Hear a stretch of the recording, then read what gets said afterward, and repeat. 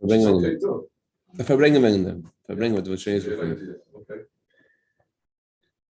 I don't know the meaning of yesterday's Rambam. The Rambam says that Daniel shouldn't have given advice to Nebuchadnezzar when he told him to do kindness. Here yesterday we learned that the Rebbe says over here in this Farbrengen how Jews are obligated not only to not stand in the way and cause a stumbling block to be before Gentiles, so he should stumble in his service of God, but he's obligated to assist him, as the Rambam writes elsewhere. Can Zion is that Mukhadasa was a Russia, this way he's collecting good deeds, and you should have helped him get good deeds. Sounds good. I'm guessing, maybe what it means over here. They're going to shake it. You should help him. Don't stand in his way. It could be you're right, because the Rambam says, "Oy Eved Rasha," or a wicked person. So it could be in okay. It could be. So on the one hand, Hashem tells us that we are obligated to help Gentiles to keep their mitzvahs, and at the same time, the Torah says that don't expect to get any kindness back. As Gemara writes in Bava Basra, Chesed u'mchatas, as the Torah says that Assyria will not help us. We don't expect any help from Assyria, not from Egypt. We will not ride on horses. The Rebbe brought this whole discussion in to address the question we had about the parable of the man with the ditch and the man with the mound, and how that explains the Semitism. So before getting back into, thank you very much.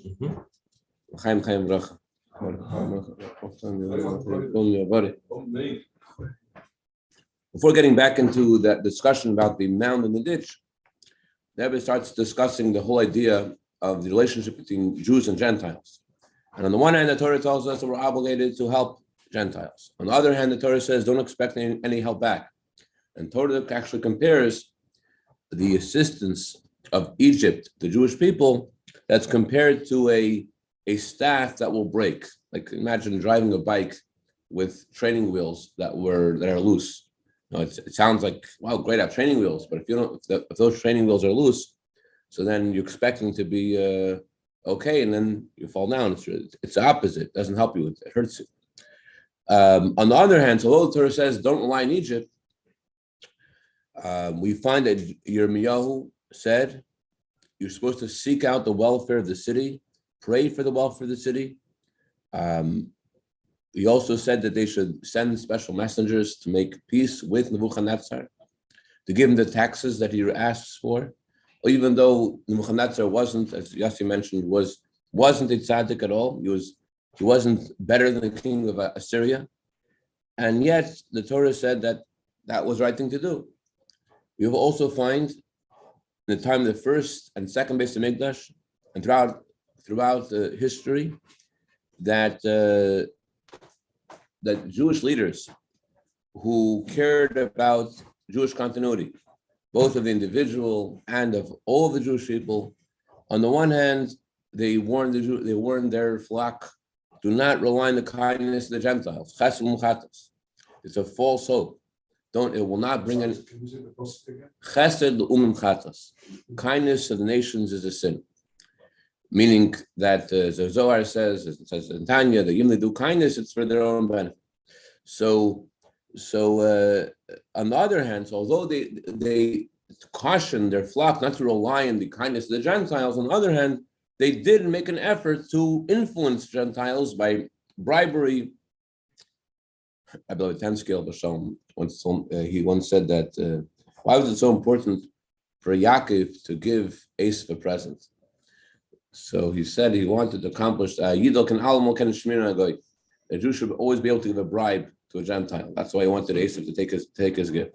Anyways, so we find that they did bribe Gentiles, and they even taxed the Jewish people, not just the wealthy but also the poor. Everyone was taxed in order to give the bribe, to give a gift to the Gentiles, so that they should help the Jewish people. Even though the Torah says don't rely on them, and they're considered like a staff that will break, That's something you can't rely on. On the other hand, that's what they did. So we find this seeming dichotomy. On the one hand, they're saying don't rely on them. On the other hand, they're saying they didn't make an effort to influence them and to get them, giving them gifts and trying to create, sympathy and empathy for their cause. So which one is it? Are we relying on the Gentile as we find that Yirmiyahu seeks the to make peace with Nebuchadnezzar, or are we not relying on the Gentile? The Torah says don't rely on Egypt. So how do you understand the Jewish leaders throughout history trying to? Mordechai also, he was the vice king. Oh, we're going to get back to this important after. Very good. Sorry. No, good. So this is all an introduction to explain the parable of the mound and the ditch of Haman Achashverosh. Let's go to Eis Chav Beis, page Chavav. The explanation is like this. Since the Jewish people are living among 70 wolves or 70 lions, there are two different texts in the Talmud. One sheep among 70 wolves or among 70 lions. But and Torah says, do not rely on a miracle. This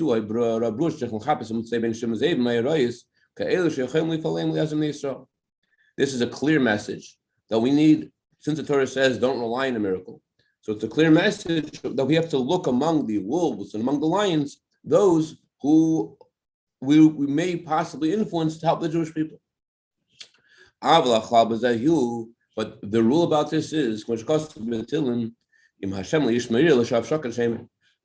rule about this is, as it says in Tehillim, if God will not guard the city, the guardian is guarding the city for naught. If Hashem is not guarding the city, the guardian is wasting his time. The first thing you have to make us ascertain is that God is watching the city. And once that's clear, that you have succeeded to bring the divine protection, since the Torah says, don't rely on a miracle, so you have to make a vessel in nature. You have to cause God's protection to have some kind of a physical manifestation. So then you have to hire a guardian. You have to also hire a watchman. But you're not relying on the watchman. The first thing, Hashem has to guard the city. And then, in other words, the pasuk says two opposite things. It says, if Hashem won't watch the city, the guardian is guarding for naught.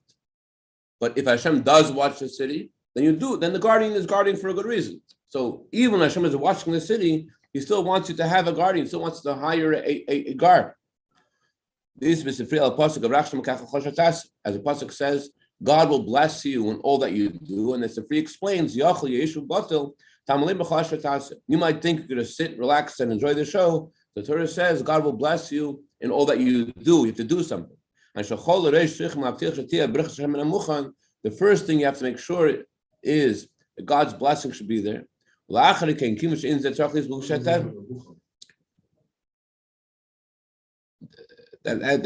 it's readily available. It means that you've ascertained that Hashem's bracha is going to be for you because you've done what Hashem wants you to do. So then since you've succeeded in eliciting God's blessing, so then you also have to make a vessel in nature. You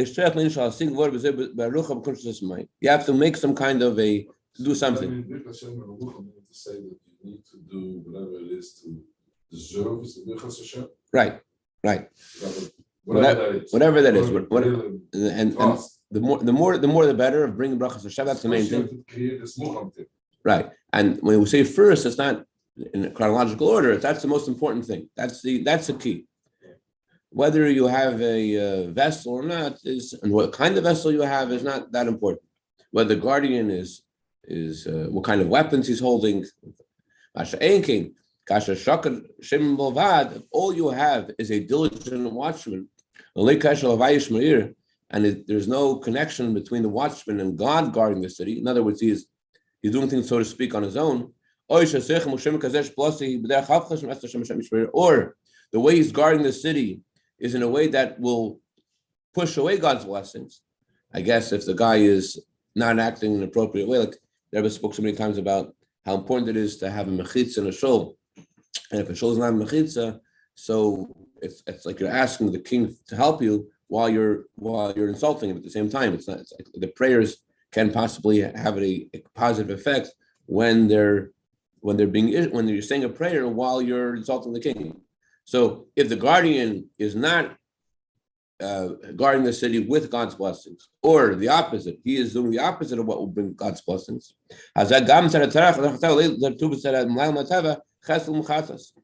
So without any miraculous intervention, without any divine heroic intervention, looking at this just from a natural perspective, the Torah says that the kindness from the nations, they look at kindness as a sin. They say they may say they'll help you, but they're really like a rod that is going to break, a rod that a stick, a staff you try to lean on but breaks. Doesn't matter if you're talking about Egypt, Pari in Egypt, we're talking about Nebuchadnezzar in Babylonia. Without hearing that God himself says that he wants you to make peace with Nebuchadnezzar on his own is not someone you can rely on. Just like you can't rely on Pari, you can't rely on Nebuchadnezzar. They both aren't reliable people. It's not a miraculous thing. It's a logical thing. They don't have your interests in mind. They're not people that care. Oh, right. Relying on them is miraculous. When God says to rely on them, why does that work? God's not really saying to rely on them. God says to try to make peace with them. Only when Hashem says rely on them, then it could work. Then it could work. Why? Not because of Nebuchadnezzar, because of God. But when you know that God is watching the city, so Nebuchadnezzar loses his ownership of the city. If God is taking care of the city, Nebuchadnezzar is merely the axe in the hand of the woodchopper. You do have to have an axe if you want to chop down a tree, because you're not allowed to rely on a miracle. So it's not sufficient just to rely on Hashem. Hashem wants you to have an axe as well, but the axe is not what does anything. The axe is just a tool in the hands of the woodchopper. However, if you would rely on a calculation based upon nature, so Ashur, Mitzrayim,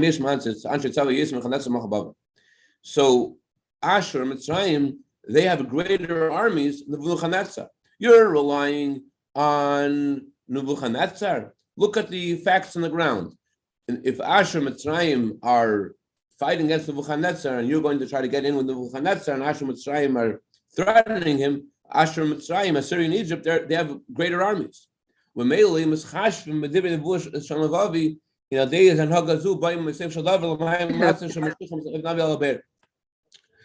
So, if that's the way you're looking at it, and you don't care you don't want to make peace, you're sitting in the throne of the king of Israel. You're like, I don't want to make peace with Nebuchadnezzar, because Nebuchadnezzar, he's a small army. I'd rather get in with Assyria and Egypt, which have bigger armies. The prophet of Hashem, said this, but look at the facts on the ground. So what's going to end up happening is not only will not care about what Yirmiyahu says, but as what happened to Yirmiyahu is they threw Yirmiyahu into a pit. Not only they accept the words of Yirmiyahu, they threw Yirmiyahu himself into a pit. Okay, that's all true when you have Yirmiyahu and he's standing there, he's telling you this is the word of Hashem. So we're looking at the king of Israel at the time, and we're thinking, he's foolish. He should have trusted the Navi. Fine. But what about us? We don't have a Beis Hamikdash, and you don't have Yirmiyahu telling you what to do. So how do you know when you're supposed to look at nature and seek try to make peace with Nebuchadnezzar, whatever that means in your life, or not? The way to tell is as follows. You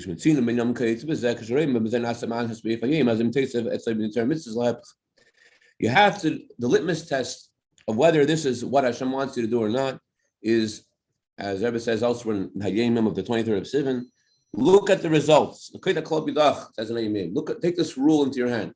Whatever causes there to be an addition in Aveda, your service of Hashem, it's a good thing. If not, it's not a good thing. In regarding our subject, is your connection with the Gentile, your effort to prevail upon the Gentile, is that connected with you having more trust in God? Is that associated with you inculcating into yourself this paradigm that God takes care of the world with divine providence? Is the idea, the other idea of the Yetzer Hara, that my power and the strength of my hand is what's giving me success? Is that voice getting weaker? And is a voice, Hashem is taking care of me, getting stronger? That's the way to tell whether you are on the right path or not.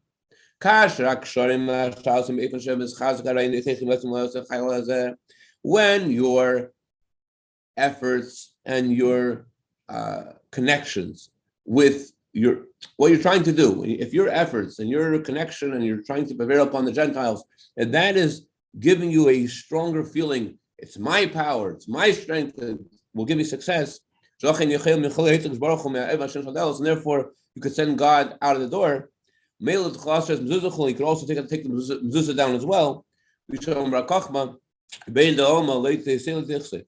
As the famous statement of Bar Kochma, he said, Master of the world, don't help us and don't destroy us. Leave it all to nature. Can you imagine? Don't help us and don't destroy us. It sounds like the famous story of the professor, right? Who had told God, we figured it all out, we can make man ourselves. Right? Know the story. So we can make man out of sand as well.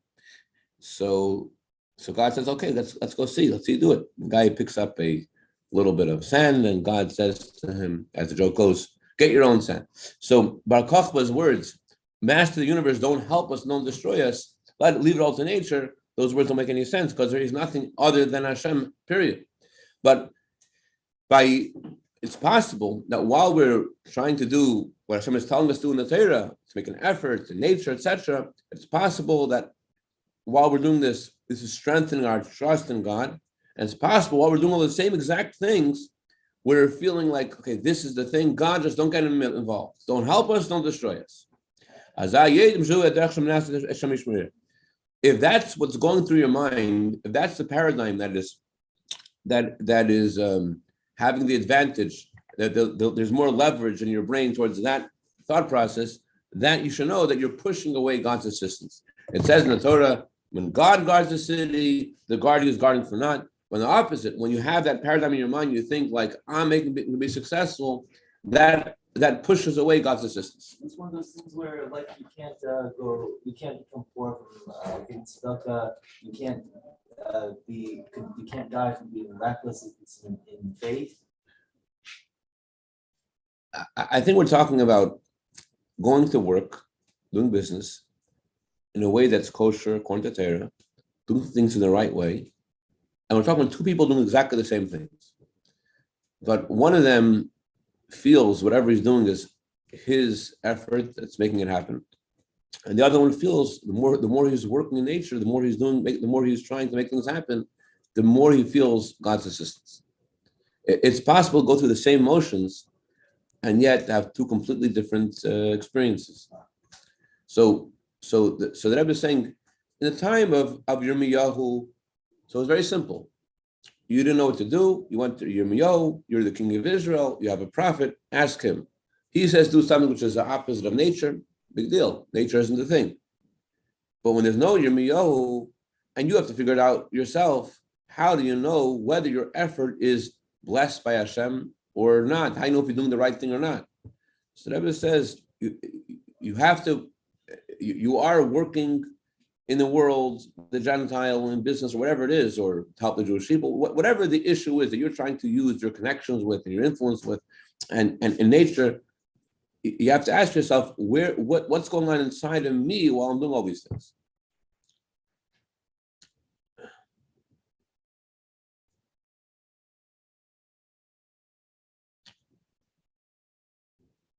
It's not so relevant, but you definitely won't forget the story. And maybe that will help the point being remembered as well. Hopefully not using an elephant to teach color gray. There's a story told about a Jewish soldier who was waiting for the Tsar to arrive and he was with all his fellow soldiers all standing at attention, waiting for the Tsar to arrive. The Zar is supposed to come at 10 o'clock, and therefore they're all starting at 7 o'clock in the morning at attention in the sun. And this Jewish soldier is thinking, like, why do I have to be in attention at 7 o'clock in the morning in the sun? I'll come back at 10. So he goes for a swim, and then he hears the royal trumpets, the Tsar has arrived.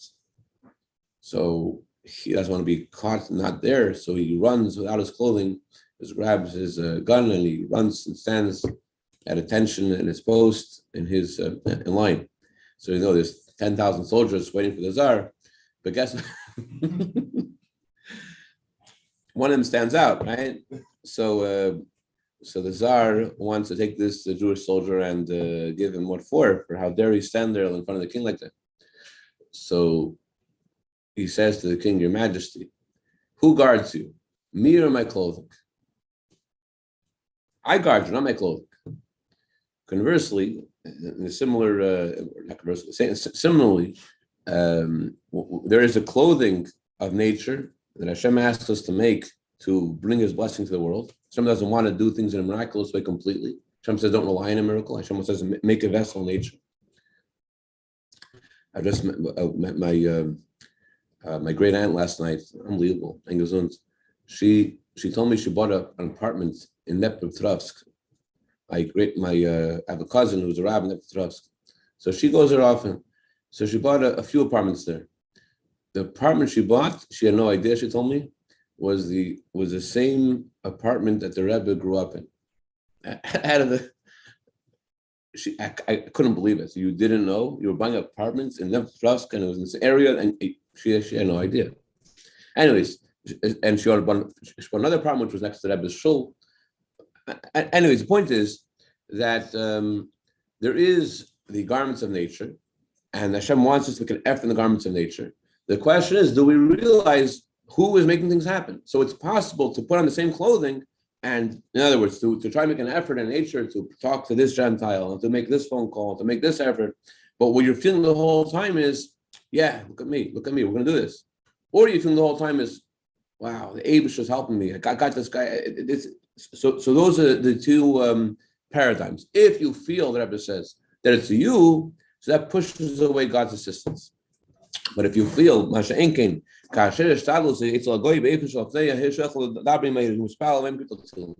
however, when your effort to prevail upon the Gentile is in a way that before you speak to him, you pray to God and you say a chapter of Tehillim, and once you are successful, what do? You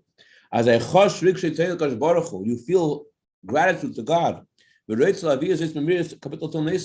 you want to express this gratitude by saying another chapter of Tehillim. Not a chapter of prayer, not a chapter of Tehillim as a prayer, as a request. Rather, you want to express your appreciation to Hashem, and therefore you say another chapter of Tehillim. So I guess I was adding this. I mean, on the surface, like the way you can tell often when a person is really relying on Hashem or not is when things actually are successful. Not only when we need Hashem's help, okay, so then you're waiting, Hashem will help me, please help me. And then once it happens, we often like right away switch. Look at me. So there says, not only does a guy say to him before he goes to whoever he thinks he needs help from, after he sees that he's successful, he says another chapter of film to thank Hashem. That shows that he knows really that who is protecting him, not the guy, not the clothing, but the king. Interesting, it connects us with the words in the Talmud. Where it says, if you wake up in the morning and you find a verse of the Torah in your mouth, that's called a miniature prophecy. Even though the temple has been destroyed, and even though in general there isn't as much prophecy as there was before, but when you wake up in the morning and you have a word of Torah in your mouth, so you could hope that on that day God will guide you in the right way. So that's a little prophecy. You got a message.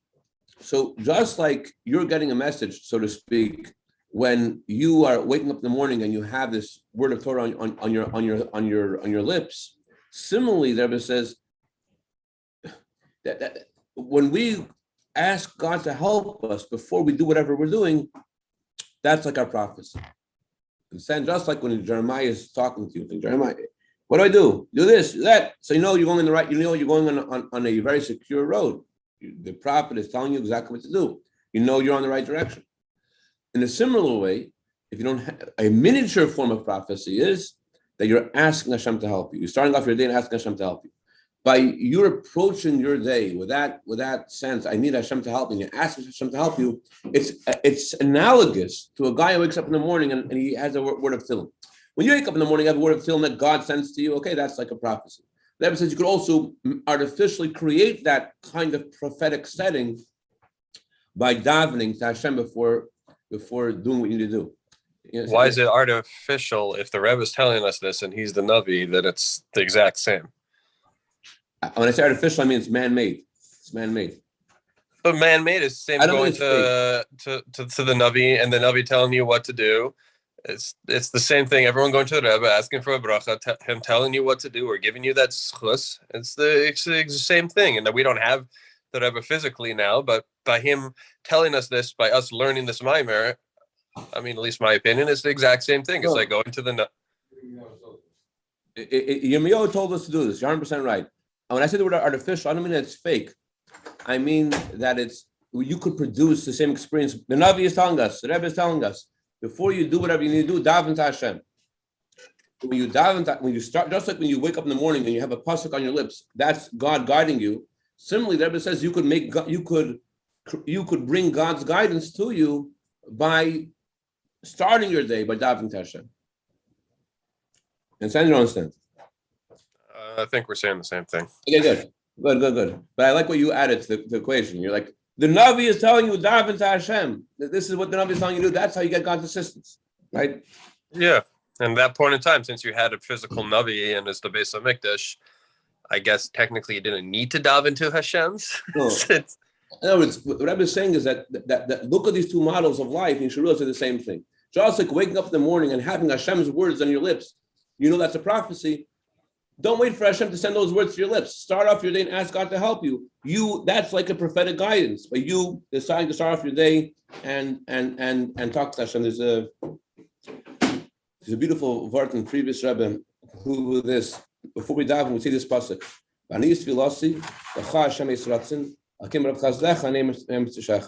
And I, my prayer to you, Hashem, may this be a time of divine grace.